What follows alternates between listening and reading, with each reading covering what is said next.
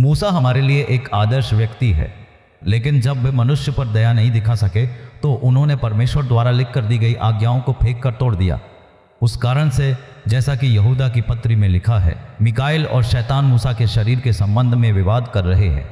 प्रभु ने दाऊद जैसे पवित्र लोगों को खड़ा किया, फिर भी अपनी अभिलाषा के गर्भवती होने के बाद किसी और की पत्नी को अपनाने के लिए उन्होंने कठोर कार्य किया। शमूएल नामक शांत भविष्यवक्ता, एक बहुत ही धन्य भविष्यवक्ता, दान से लेकर बेरशेबा तक परमेश्वर और मनुष्यों के प्रति विश्वासयोग्य बने एक भविष्यवक्ता, उन्होंने अन्य जाति राजा अगाग को काट डाला। तो चाहे भविष्यवक्ता हो, राजा हो या याजक हो, कमजोर पड़ने वाले मनुष्य पर दया दिखाना किसी के लिए भी संभव नहीं है। नए नियम में पवित्र आत्मा के आने के बाद भी पतरस जैसे लोगों के लिए भी कमजोरों पर दया दिखाना संभव नहीं हो पाया।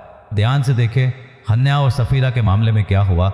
हे हन्न्याह, शैतान ने तेरे मन में यह बात क्यों डाली है कि तू पवित्र आत्मा से झूठ बोले और भूमि के दाम में से कुछ रख छोड़े। सिर्फ झूठ बोलने के कारण मृत्यु हुई। मनुष्य के पाप का प्रायश्चित करने के लिए मनुष्य पर दया दिखाने वाले एक पुरुष को इस पृथ्वी पर अवतार लेना था। तो प्राचीन काल में परमेश्वर ने भविष्यवक्ताओं में उसे देखने की कोशिश की।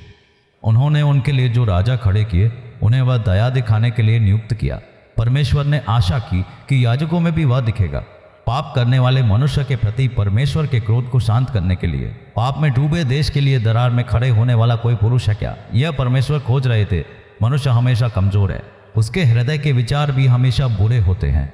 प्रभु को समझ आ गया कि ब्रह्मांड में मनुष्य के रूप में जन्म लेने वाला कोई भी व्यक्ति दूसरे की कमजोरी के विषय में सहानुभूति नहीं दिखा सकता। इस प्रकार स्वर्ग में सनातन परमेश्वर ने अपने हृदय की चिंता को वचन के रूप में प्रकट किया। परमेश्वर पूछ रहे हैं कि मनुष्य के मामले में मनुष्य के पाप का प्रायश्चित करने के लिए मनुष्य पर दया दिखाने वाला कौन है।